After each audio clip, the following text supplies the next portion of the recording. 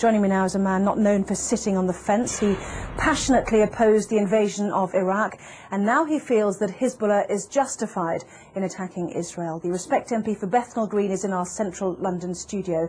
A very good evening, good morning rather, to you, Mr. Galloway. How do you justify your support for Hezbollah and its leader, Sheikh Hassan Nasrallah? A preposterous way to introduce an item, and what a preposterous first question. 24 years ago, on the day my daughter was born, and I've just celebrated her 24th birthday, I had to dash to the maternity hospital to see her given birth from a mass demonstration in London against the Israeli invasion and occupation of Lebanon. Israel has been invading and occupying Lebanon all of my 24-year-old daughter's life. The Hezbollah are a part of the Lebanese national resistance who are trying to drive, having successfully driven most Israelis from their land in 2000, Israel from the rest of their land, and to get back those thousands of Lebanese prisoners who were kidnapped by Israel under the terms of their illegal occupation of Lebanon. It's Israel that's invading Lebanon, it's Israel that's attacking Lebanon, not Lebanon that's attacking Israel. You've just been carrying a report of 10 Israeli soldiers on the border getting ready to invade Lebanon, and you ask us to mourn that operation as if it were some kind of war crime. Israel is invading Lebanon and has killed 30 times more Lebanese civilians than have died in Israel. So it's you who should be justifying the evident bias which is written on every line on your face and is in every nuance of your voice and is loaded in every question that you ask. Right. You put your finger on the button, though, didn't you, when you said that Hezbollah was set up back in the 1980s in order to remove every Israeli soldier from Lebanese soil. As you said, it achieved that in 2000. No, it didn't. This is a setback. No, it didn't. It didn't. This is a key point that you're concealing from your viewers. Israel was forced out of most of the south of Lebanon in 2000.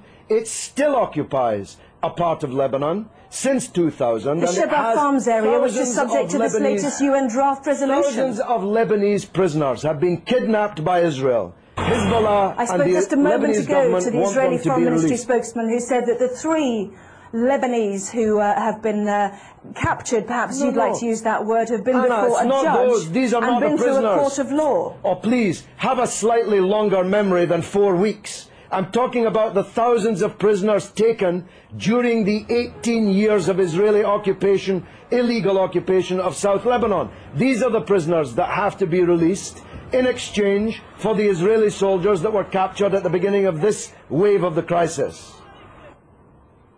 Can I ask you about a report that's in today's Sunday Telegraph, which showed that Iran has given Hezbollah long-range missiles capable of targeting any part of Israel. Iran, according to this Iranian MP who helped found Hezbollah, has also said that Iran has given the authorization to target Tel Aviv. Can you blame Israel for wanting to destroy those missiles? But this is preposterous. America has given Israel missiles that can target not just every city in Lebanon, but every city in the Arab and Muslim world, including Iran. Why should America be allowed to give long-range missiles to Israel, including hundreds of nuclear missiles, but Iran is not allowed to give missiles? Because it's given it to a terrorist organisation. But they're not a terrorist organisation. Only in the mind of Rupert Murdoch's Sky and the Times and the Sun and the News of the World. I'm going to stop you there, Mr. Galloway. Prescribed terrorist organisations. One man's terrorist is another man's freedom fighter. We know that perfectly well. In most people's eyes, they are deemed to be. They had a choice, didn't they? Let's understand this. They had a choice, like the IRA, to take on politics. Listen, Anna. I'm saying they had a choice to absorb the idea of politics. They've got 2 Hezbollah cabinet ministers. Anna, one man's terrorist is another man's freedom fighter. You are totally wrong in saying that in most people's eyes, Hezbollah are terrorists. In most people's eyes, Israel is a terrorist state. It's the fact that you cannot comprehend that fact that leads to the bias which runs through all of your reporting and every question that you've asked me in this interview.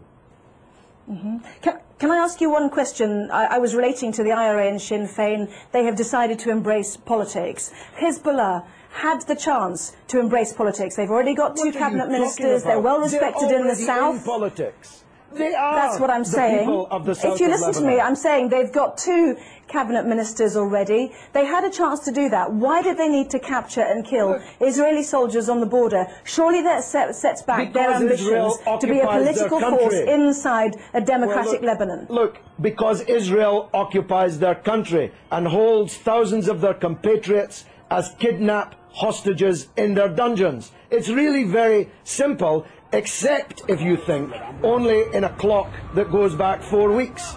If you know, and you're old enough to know better, that this origins of this conflict are not 4 weeks or 4 years or 14 years, but are decades old. You want people to think that the crisis started when the clock started ticking on Sky News. No, I don't the people in Lebanon I want to ask you differently.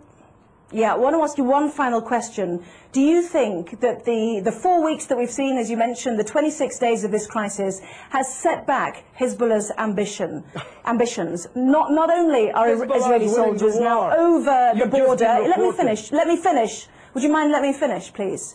Not only are Israeli soldiers over the border in sizable numbers, but also there claims to be a good political organisation to help a democratic Lebanese government with the Syrians who've also now left an independent state. That has also come to blows as well. What a silly question. What a silly person you are. Hezbollah is winning the war. You can see it on the other half of the screen. Hezbollah is more popular today. That was not my question. Hezbollah is more popular today in Lebanon, amongst Christians, amongst Sunnis, amongst Shiites, amongst all Arabs, amongst all Muslims, than it has ever been. It's Israel who's lost the war, and Bush and Blair, for politically organising the war, who've lost politically. This is a defeat for Bush and Blair and Israel. Everybody but you can see it. Let me separate out that question then. Is it a setback, given that Hezbollah was set up in order to get Israeli soldiers off Lebanese soil, that there are now more Israeli soldiers on Lebanese soil than there were 26 days ago? Well, they seem to be getting a bloody good hiding on the other half of the screen that I'm watching. Maybe you can't see it, but I'm watching them getting a bloody good hiding in the war. So if that's a success, I'm not sure what a failure would look like. The reality is that this conflict will go on. The United Nations resolution solves nothing, gives Lebanon nothing, gives the prisoners in Israeli dungeons nothing, and as Anne Clewid, my erstwhile colleague, was just saying, Israel has just kidnapped even more Palestinian politicians, cabinet ministers, members of parliament, and thousands of others held in Israeli dungeons, and this war will continue until the overall settlement is reached. That settlement must mean Israeli withdrawal from all occupied territory that it currently holds since the war in 1967,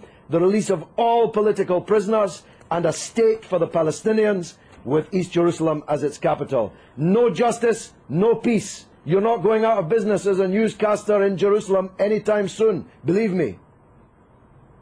Well, as usual, you have prompted a huge email response, both for and against you, Mr. Galloway, so we'll leave it there. I have to say that some people might find it offensive when more families are mourning their dead to hear you say that it was a bloody good hiding. So you don't give a damn. You don't even know about the Palestinian families.